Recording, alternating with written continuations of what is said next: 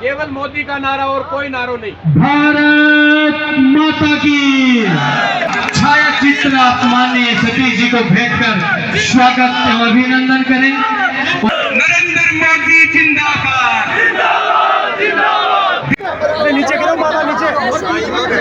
सभी भारतीय जनता पार्टी। हम लोगों ने एक सफेद कपड़े का टुकड़ा लिया, उसको तिरंगे से रंगा। यूक्रेन और रूस की बमबारी और गोलीबारी के बीच में एक चमत्कार हुआ कि हिंदुस्तान के विद्यार्थी जोखिम लेकर यूक्रेन की सड़कों पर निकले तो एक चमत्कार देखा, रूस की बमबारी बंद हो गई, यूक्रेन की गोलीबारी बंद हो गई। हिंदुस्तान के सारे विद्यार्थी पोलैंड और हंगरी की सीमा तक पहुंच के भारत में सुरक्षित आ गए। यही नया भारत है, यही बदलता भारत है, जिसमें बुनियादी विकास से लेकर वैचारिक मुद्दों का समाधान हुआ। मैं जब आया तो बहुत लोगों ने राम राम करी। अब एक वो पार्टी है जो हलफनामा देती है कोर्ट में कि राम नाम का कोई अस्तित्व ही नहीं है। अब मुझे पता नहीं उनका आप क्या हाल करोगे। जिनको भारत माता के जयकारे पर ऐतराज है, जिनको वंदे मातरम से ऐतराज है, जिनको राम से ऐतराज है, लेकिन 500 सालों का संघर्ष था, लाखों लोगों का बलिदान था। मैं खुद दोनों बार की कार सेवा का साक्षी रहा। मुझे कभी कल्पना नहीं थी कि कोई हुकूमत राम जी के राज में राम जी का काज करेगी, लेकिन ये चमत्कार भी आपने देखा। और केवल आपने नहीं, दुनिया देखेगी जनवरी 24 में, जब भगवान राम के भव्य मंदिर का लोकार्पण होगा अयोध्या की उस पावन पवित्र भूमि पर। ये सैनिकों की धरती है। जब कोई शहादत होती थी, कोई शहीद का शरीर आता था, तो सब लोग चर्चा करते थे, क्या कोई माई का लाल पैदा होगा जो इन आतंकवादियों की इनकी भाषा में जवाब देगा? क्या कोई माई का लाल होगा जो तिरंगे का मान करेगा कश्मीर के लाल चौक पर, जहां जलाया जाता है हिंदुस्तान के संविधान को, तिरंगे के मान को? आपने लोकसभा की वो कार्रवाई देखी होगी जिसमें गृह मंत्री जी ने कहा, देश के यशस्वी गृह मंत्री अमित शाह जी ने कहा कि भले ही जिंदगी चली जाए लेकिन 370 को खत्म करेंगे। और आपने चमत्कार देखा कि कश्मीर की धारा 370 खत्म हुई और उसी लाल चौक पर बड़ी इज्जत और सम्मान के साथ तिरंगा फहराया गया। और किसने फहराया? जिन लोगों ने आतंकवाद पैदा किया, जो मोदी पर उंगली उठाते हैं, जो भारत माता के जयकारे से। कि आप माननीय सतीश जी का शाफा पहनाकर स्वागत एवं अभिनंदन करें। श्रीमान सतीश जी गजराज और रतन सिंह जी तंवर साहब से मेरा आग्रह रहेगा कि आप माननीय सतीश जी को तलवार भेंट कर स्वागत एवं अभिनंदन करें। और माननीय सतीश जी बाबा उम्मत सिंह की इस पवित्र एवं पावन धरा पर आए हैं। हम चाहते हैं यहाँ से चिर स्मृति इनकी जुड़े। इस हेतु मैं भाई विकास जी भालोठिया से आग्रह करना चाहूंगा कि बाबा उम्मत सिंह का छाया चित्र आप माननीय सतीश जी को भेंट कर स्वागत एवं अभिनंदन करें। और आप सबसे जोरदार तालियां चाहूंगा, जोरदार तालियों के साथ स्वागत एवं अभिनंदन माननीय सतीश जी पुनिया साहब का। केवल मोदी का नारा और कोई नारो नहीं। भारत माता की। भारत माता की।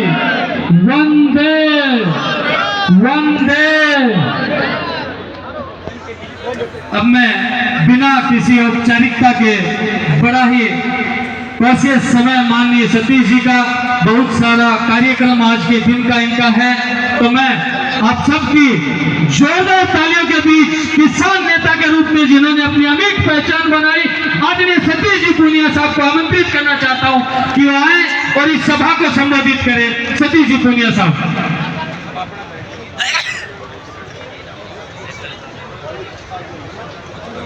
हमारे बीच में पूर्व केंद्रीय मंत्री सीआर चौधरी साहब पधारे, जोरदार तालियों से स्वागत करें। अलका गुर्जर जी राष्ट्रीय मंत्री है, जोरदार तालियों से स्वागत करें। नमस्कार जी, स्वागत है। बाबर भी आगे, अभी औरंगजेब की बात हो रही थी, बाबर भी। माननीय सतीश जी, माफी चाहूंगा, आप मंच पर विराजे। हमारी यात्रा, परिवर्तन संकल्प यात्रा यहाँ पर पहुंच चुकी। एक सेकंड, हमारे बीच में विधानसभा के डिप्टी स्पीकर रहे आदरणीय राव राजेंद्र सिंह जी भी पधारे हैं। जोरदार तालियों से उनका स्वागत करें। आपकी अगवानी में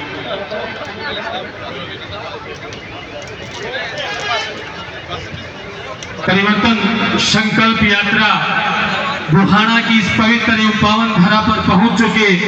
इस परिवर्तन यात्रा में सम्मिलित मंचासीन, 2 मिनट रुको ना। आइए सतीश जी, सभी एक बार सतीश जी को सुने।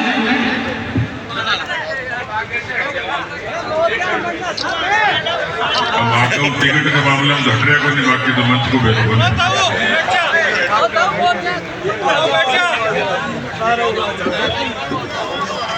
देखो एक सागर बैठा केस होना लगे। ये भी संतोष जी कह रहा है समझौता कर लियो। अब जे समझौता करो कि न करो, सामना तो कमल को फूल खिलाना में समझौता बहुत पहले करना है। 13 नंबर भाया ये बूढ़ा होगा ज्यादा होगा, मान रहा नहीं बताइए।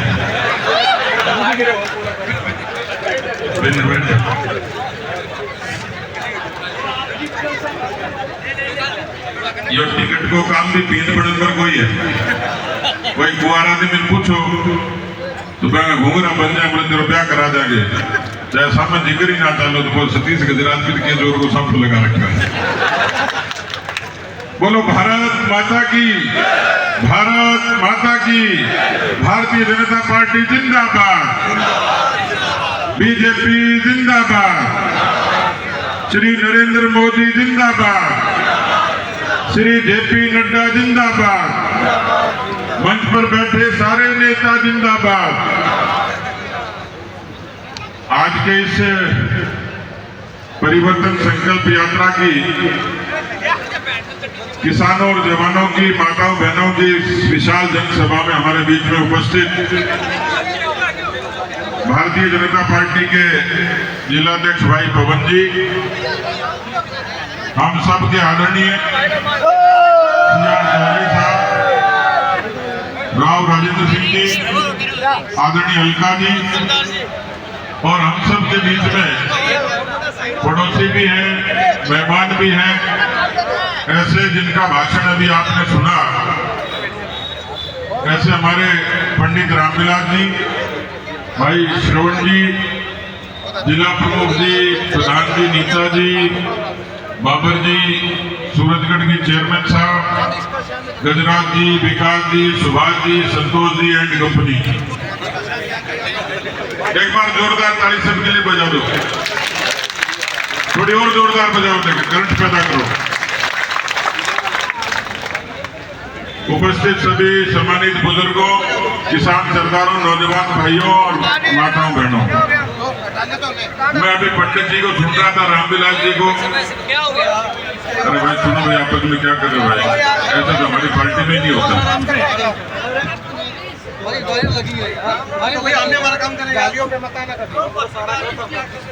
राम से भैया, राम से।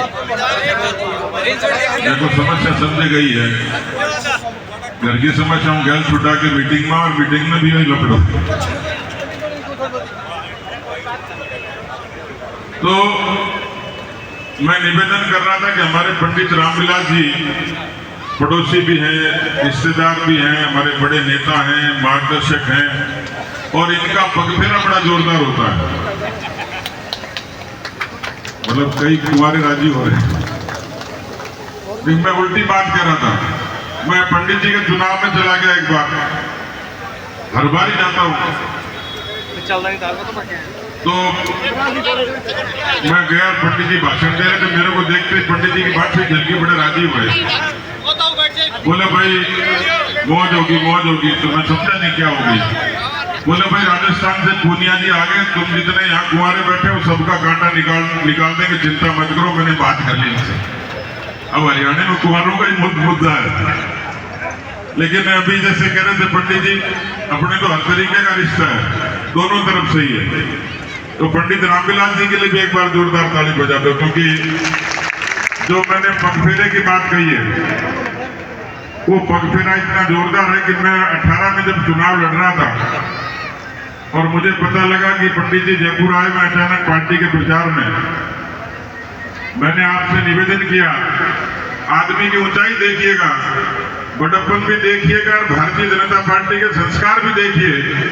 कि मैंने साकी दिन फोन किया, पंडित जी हमारी उस सभा में आए और पंडित जी ने जोड़ी फैला के मेरी जीत का संकल्प करवाया लोगों से।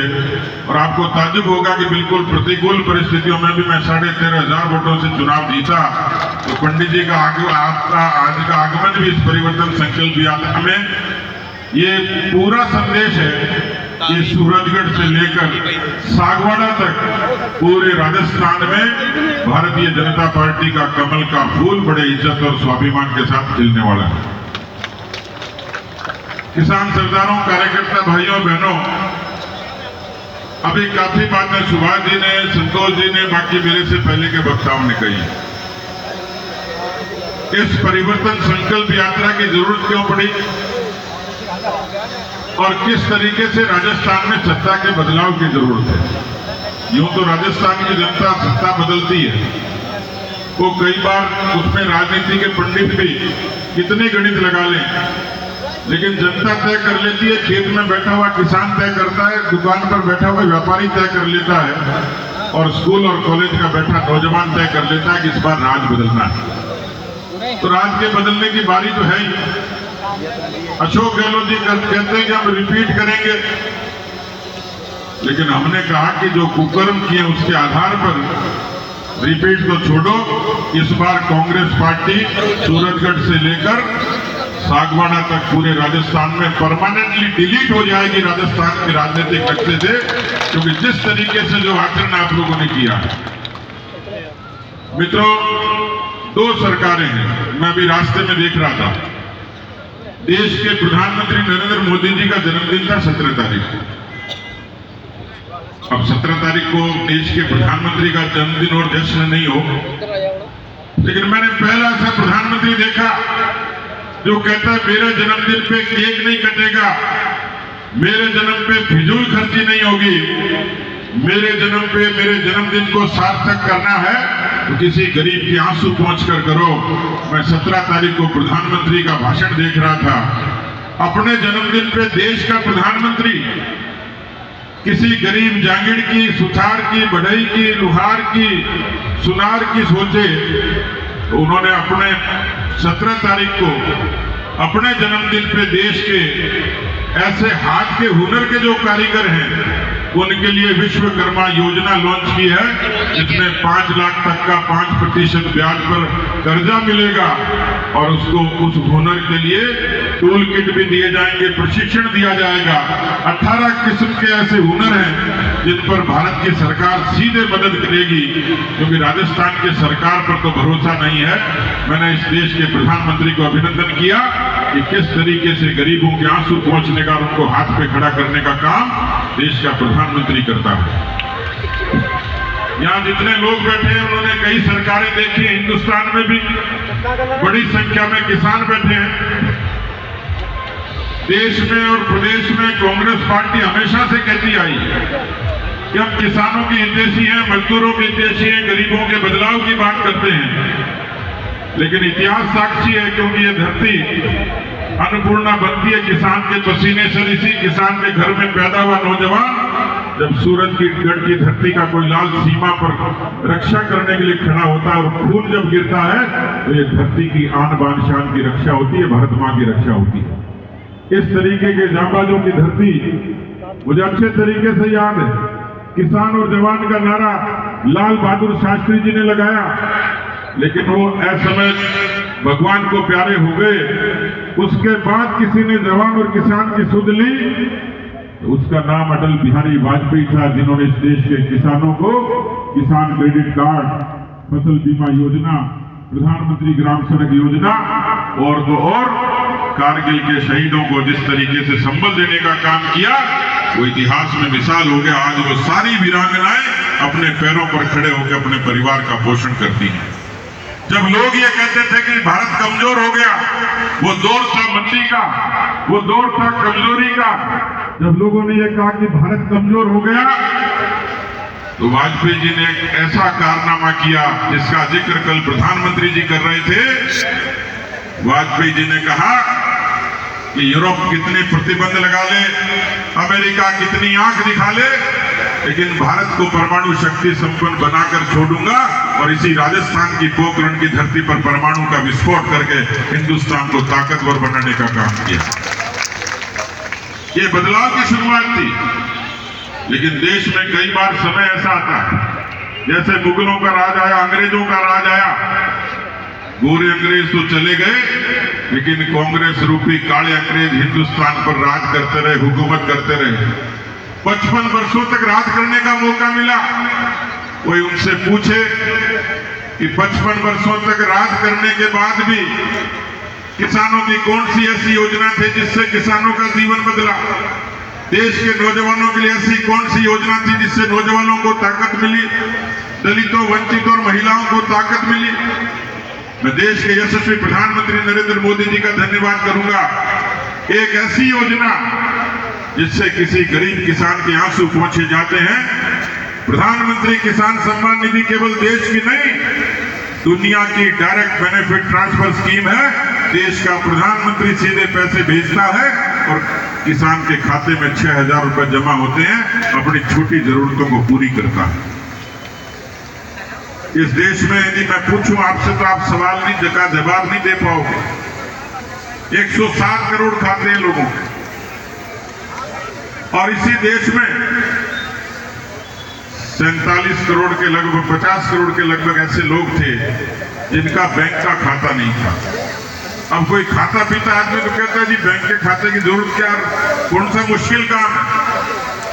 उस प्रधानमंत्री को सुनिए जिसने ये कहा था कि 100 रुपए भेजता हूं, 15 रुपए पहुंचते, 85 रुपए कहां जाते किसी को अता पता नहीं था। ये 50 करोड़ के जनधन के खातों से किसी किसान का, विधवा का, दिव्यांग का, विद्यार्थी का, नरेगा के मजदूर का हक का पूरा पैसा उसके खाते में जमा हो जाता है। भ्रष्टाचार पर भी अंकुश पड़ता है और उसको आर्थिक रूप से ताकत मिलती है। मित्रों, किसान सरदारों, कोरोना जैसी महामारी 100 साल में आती है, 100 वर्षों में आती है। आज बड़े मजे से बैठे हो आप लोग। आज भी चीन के कई हिस्सों में लॉकडाउन है, मास्क लगाते हैं, उनके टीके फेल हो गए, लेकिन भारत के प्रधानमंत्री की दूरदृष्टि देखिए। देश के वैज्ञानिकों को प्रोत्साहन दिया, 9 महीने में भारत ने अपनी वैक्सीन बनाई और हिंदुस्तान के 140 करोड़ लोगों को महफूज किया, उनको जिंदगी बचाने का काम किया। सामान्य बात नहीं, आज लगती होगी। बहुत सारी योजनाएं जिसके जरिए लोगों का जीवन बदला, आवास के जरिए। मुझे लगता है सूरजगढ़ में भी ढूंढने लग जाओगे तो पता लग जाएगा किसी जमाने की इंदिरा आवास की हालत क्या है।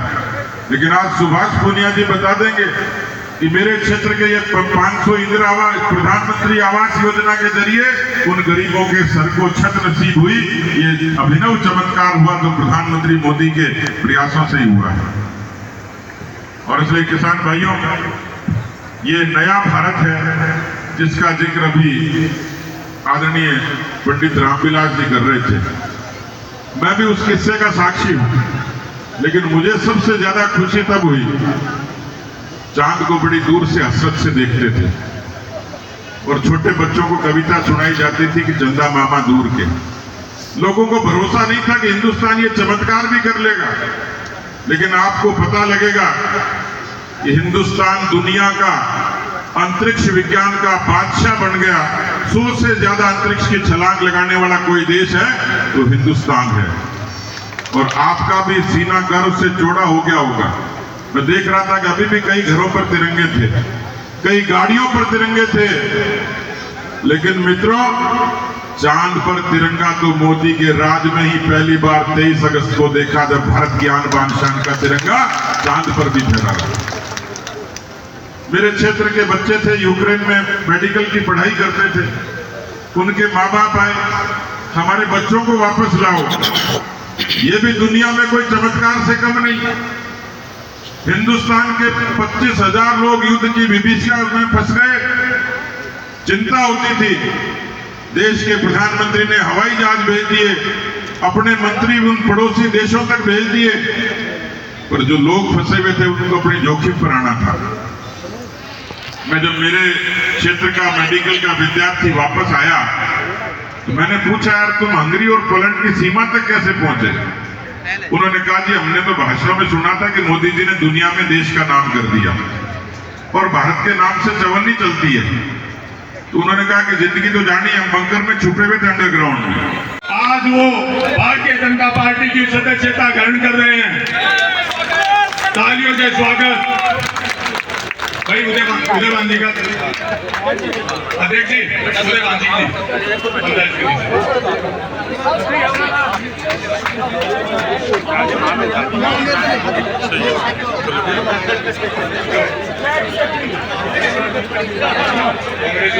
परिवर्तन संकल्प यात्रा के बुहाना से खेतड़ी बॉर्डर तक के लिए जो मोटरसाइकिलों के इंचार्ज महोदय हैं, बोलिए भारत माता की, भारत माता की। हमारे बीच में बहुत बहुत धन्यवाद। महेंद्रगढ़ से प्रधान और हमारे जी गुजर हमारे बीच में है। हमारी प्रदेश के उपाध्यक्ष चेयरमैन साहब वर्षा जी, सब लोग उनकी चुनरी उठा करके सम्मान करेंगे और जोश को पैरों पर आंकड़ों चाहे कि सूरजगढ़ विधानसभा परिवर्तन का संकल्प के साथ आज हो रहा है। भारत माता की, भारत माता की। नरेंद्र मोदी जिंदाबाद, बीजेपी जिंदाबाद, नरेंद्र मोदी जिंदाबाद, बीजेपी जिंदाबाद, अमित शाह जिंदाबाद, सीपी जोशी जिंदाबाद, बीजेपी जिंदाबाद। और ये पूरी ताकत बची है, सारी लगा दो, यात्रा जाएगी दोनों हाथ उठा करके। भारत माता की, भारत माता की। नरेंद्र मोदी जिंदाबाद, बीजेपी जिंदाबाद। नारा बढ़िया लगा दो भाई फोटो के साथ। भारत माता की, बीजेपी जिंदाबाद, नरेंद्र मोदी जिंदाबाद। आप सब लोग बड़ी संख्या में पधारे, आप सबका बहुत बहुत धन्यवाद, बहुत बहुत धन्यवाद।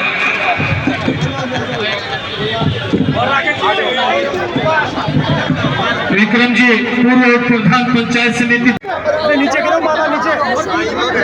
सभी भारतीय जनता पार्टी के कार्यकर्ता बंधुओं से निवेदन कि आप यथा स्थान विराजमान रहें।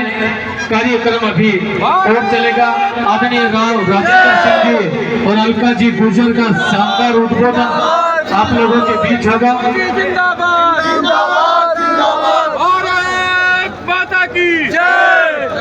अब मैं बहुत ही आदर और सम्मान के साथ आमंत्रित करता हूं हमारे विधानसभा के पूर्व उपाध्यक्ष आदरणीय राव राजेंद्र सिंह जी को कि वो अपना उद्बोधन दे। आदरणीय राव राजेंद्र सिंह जी।